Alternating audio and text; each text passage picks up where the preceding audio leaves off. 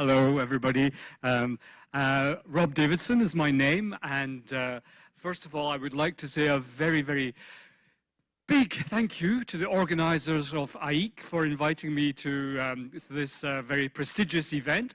I'm extremely happy because it's my first time in Colombia, in Cartagena. So thank you very, very much indeed. It's going to be an exciting conference, I can see from the program. So I will begin by introducing myself a little. Rob Davidson is my name, and Mice Knowledge is my company, and I don't think for an audience like this I need to explain what is MICE, but I'm going to explain anyway. MICE, it's an acronym for meetings, incentives, conferences, and exhibitions. So in other words, it's an acronym for business tourism.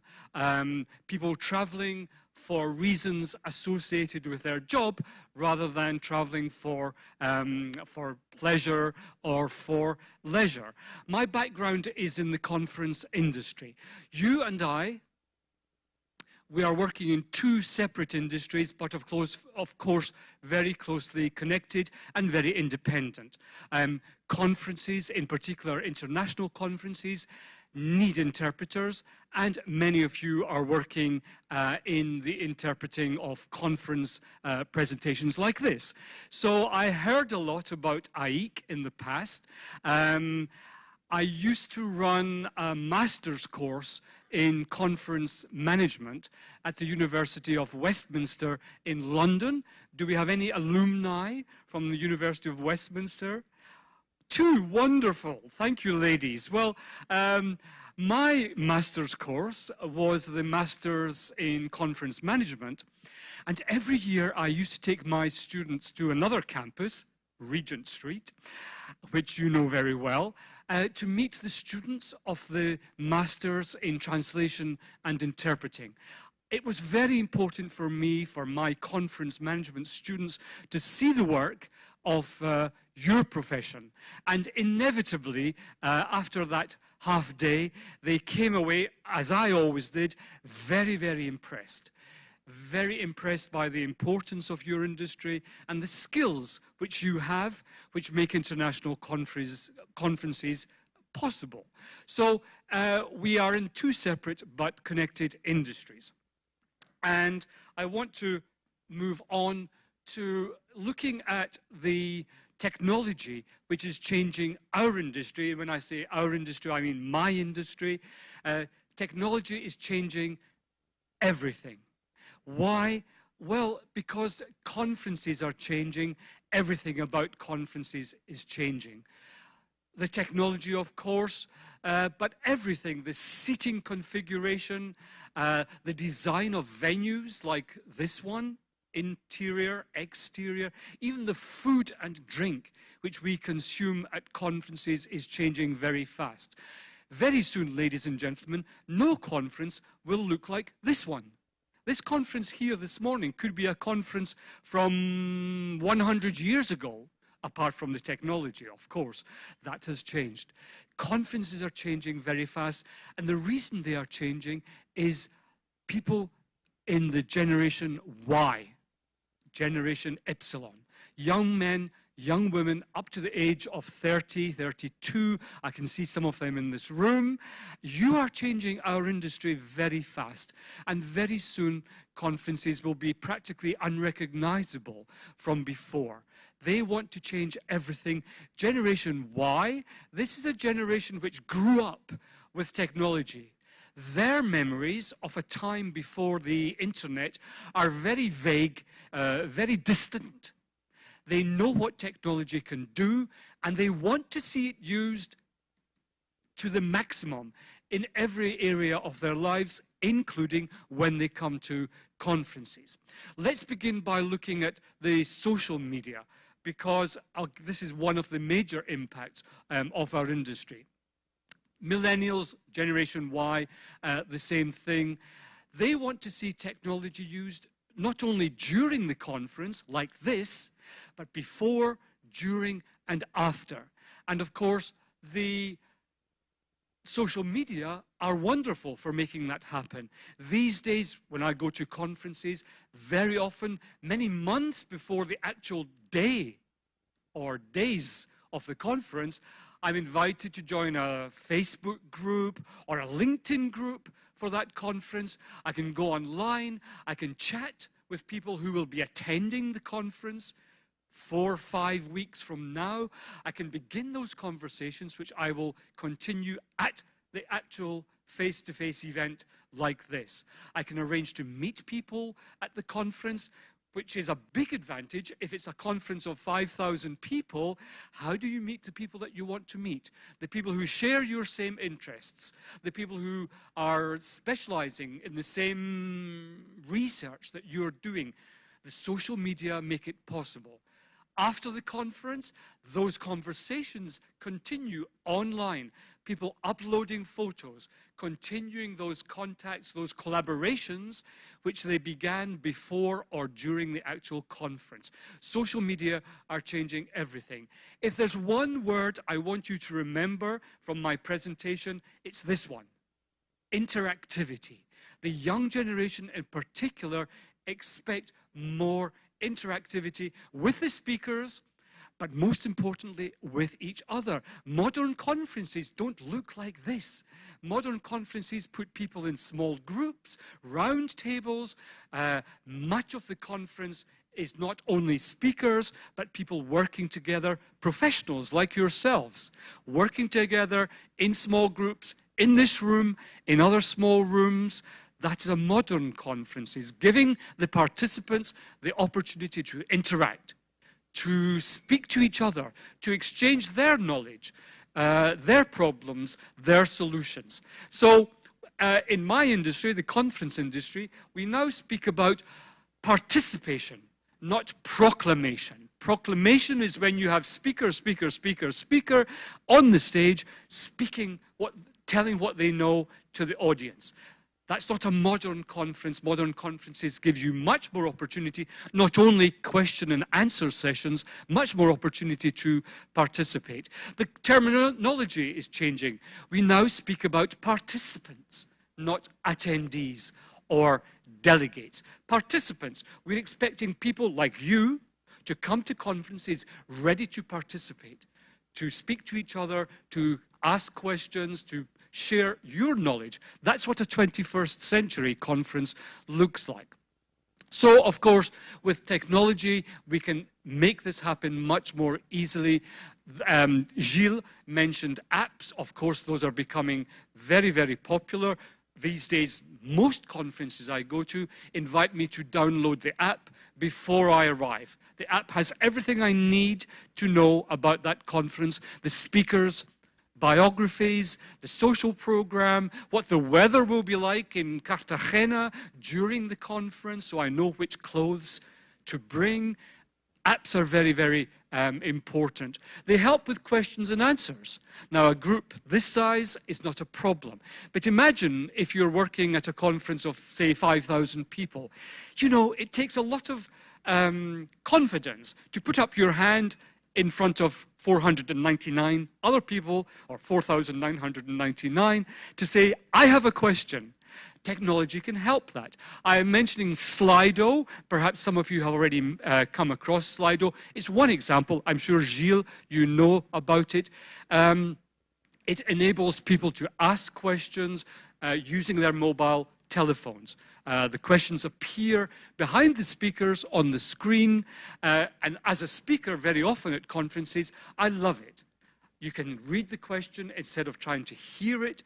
No one's running around in the audience with a microphone trying to get to that person with a speaker. It's a wonderful invention, one of many, of course. So the conference is becoming more of a conversation rather than a one-way dictation. This is Slido in action here, and you can see the speakers on the stage like this, and behind them, Slido is being used for polling. Again, it's a way to give the audience a voice, to ask them questions. How many of you think A, or B, or C, or D? Very quickly, using your mobile telephones with the app, you can share your opinion And that's creating content, not just listening to it. Once again, Slido, this is how it works. The questions appear behind the speakers. But more than that, it's very smart. Anyone in the audience can vote for the question which they think is most important. The more votes a question gets, the higher in the list it goes. So it means those trivial questions, those jokey questions, what's your favorite color? Those are not important. Those questions get no votes.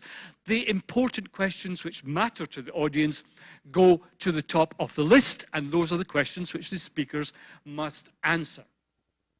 Again, tweeting during a conference is becoming very important. Do you remember the days when at the beginning of a conference, the organizer would walk onto the stage and say, "Ladies and gentlemen, please turn off your mobile phones"? Do you remember those days? Now, the organizers walk onto the stage and say, "Please turn them on. Please tweet. Please tweet a lot. What are the speakers saying? Is it interesting? Could your colleagues on Twitter, would they like to hear what the speakers are saying? If a speaker says something interesting, and Gilles said a lot of interesting things, you can tweet it to your followers." That's why on every slide I put my hashtag, because if you want to tweet, then you can. This is involving the audience again, using technology. Most conferences I go to these days have a hashtag, which you can mention in your tweets. It helps the conference. In this case, it helps AIC, because it's spreading the news. What is happening within these four walls is going out to the world, not only through broadcast, but through your tweets. It's involving you. You can also use tweets to guide the speakers. I spoke at a conference in Sweden last year, and it was a truly 21st century conference. The organizer said, "Rob, we don't want 20 minutes for your speech. Give us 10 minutes. And then we'll put the audience into small groups, and they will speak about what you have said, and then they will tell you what they want you to speak about for the next 20 minutes. Oh my God. That's scary as a speaker. This is easy as a speaker. PowerPoint, I know what's coming. But when the audience tell you, "Well, Rob, that was very interesting, but now we would like you to speak about this," wow, that is demanding. But it's great. It's dynamic, and the audience loved it. So just some statistics here to read at your will. One example, one conference, the American Society of Breast Surgeons, just look at these numbers, how the number of Twitter accounts, the number of tweets has grown over the years to millions. This is a trend which is not going to go away. These are men and women in the audience, like you, sharing the information, sharing sound bites from the speakers with their own followers. Bring your own device, BYOD. We're going to hear a lot more about this. We all know about the technology available now, but more and more. BYOD is coming to the fore, where people in the audience can use their own mobile phones to receive interpreting. Now, I think that's something that we may want to discuss later, but of course it has its own disadvantages. You need to have very high-speed bandwidth, and believe me, conference organizers will tell you the most important complaint they get, if they're going to get a complaint, is about the internet in the conference. Not strong enough, not reliable enough. You need a lot of bandwidth for this technology to work. Security concerns as well. Who's listening in, and power consumption make this perhaps not the ideal solution. Another word you're going to hear much more of in the years to come, hybrid conferences. Now, if we go back to see this gentleman, he is becoming one of the VIPs at a conference. He's filming it. We can see the gentleman at the back of the room. He's filming it so that as in the case today. This conference is not only being heard by you, but hopefully all over the world by your colleagues who are now following us online as we speak. This is very important. The definition is a face-to-face meeting with an online audience and are also participants, not only passively listening to the speakers, but able to ask questions. As in the case of today's conference, I hope we'll hear some questions from those online participants later. It's again a way of expanding the conference beyond the four walls. Technology makes it possible. You can even, as in the case today, have remote speakers. Remote speakers, of course, presenting their own challenges for people like you.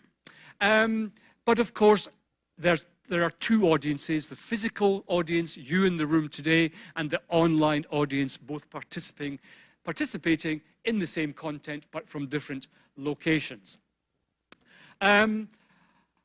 Online participants can participate, of course, through chat. They can ask questions. I hope, again, we'll see some of that today. They can participate in quizzes, in polls, and all the rest of it.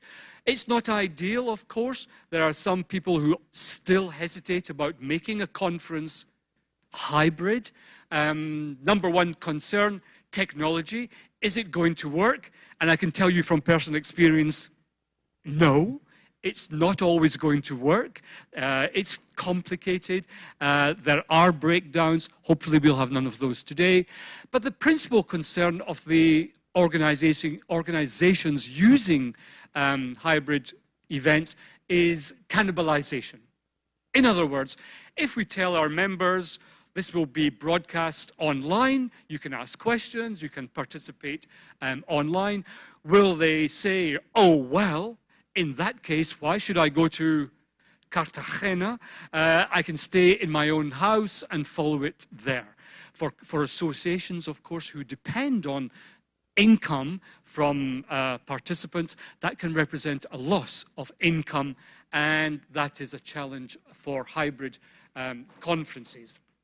However, one associated trend with this is that more and more associations are capturing the content of conferences like this one, recording the speeches and selling them, or giving them away to members in some cases on demand.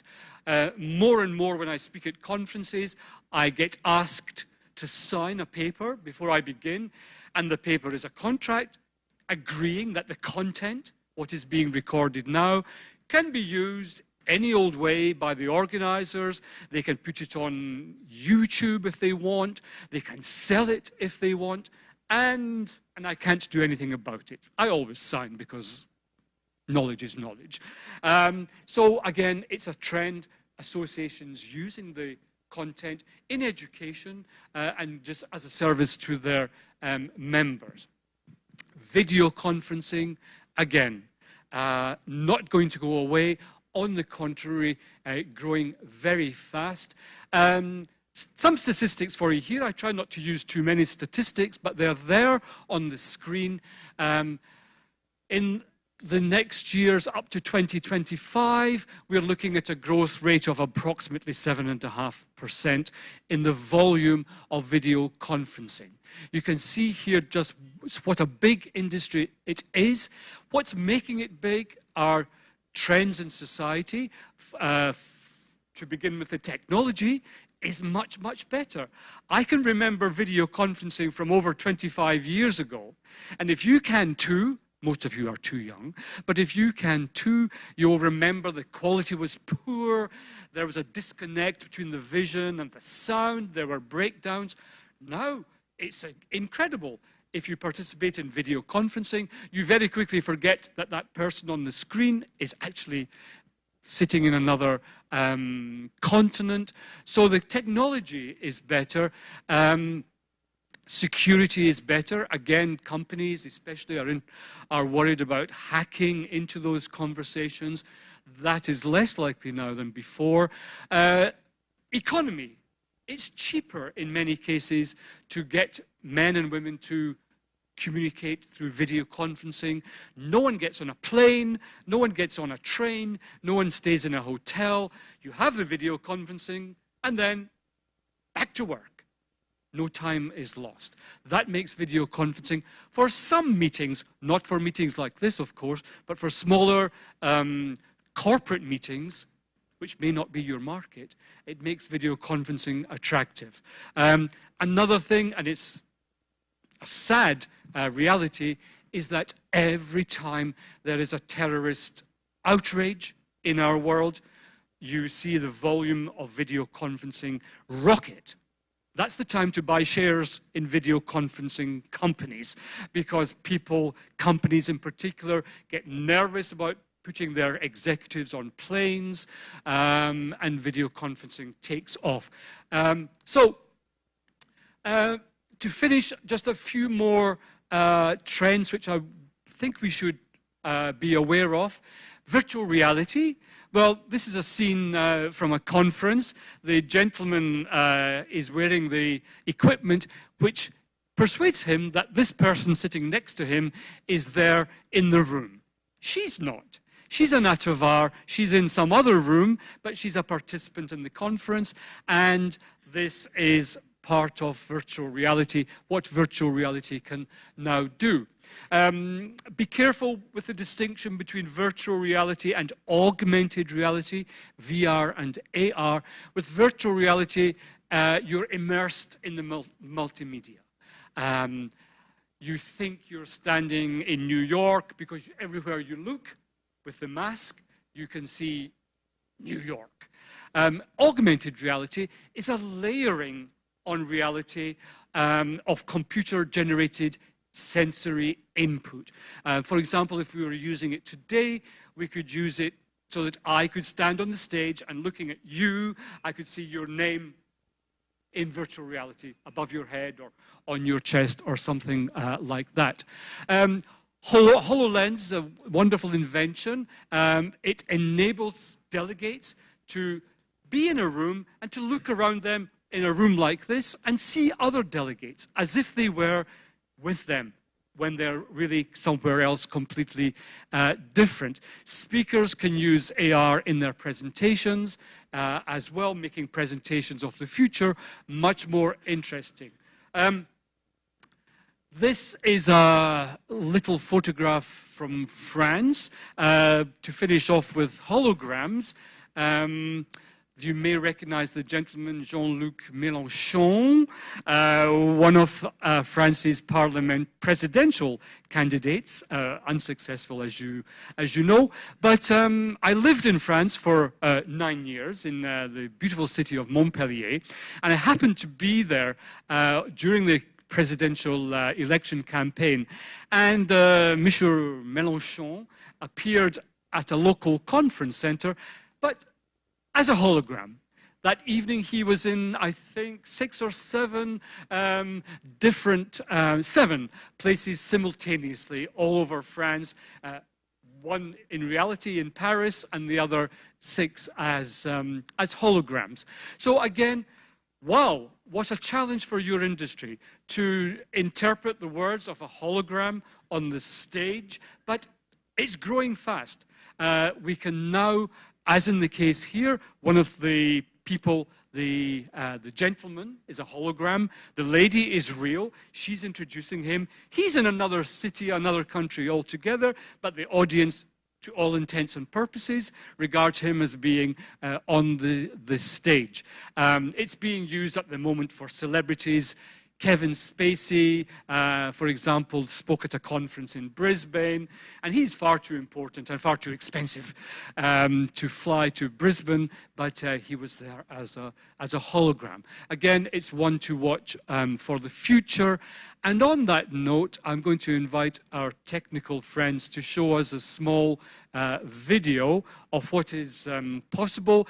And this afternoon, I will be back on the stage looking at different trends affecting the conference industry and therefore directly influencing you. Can we try the video, please?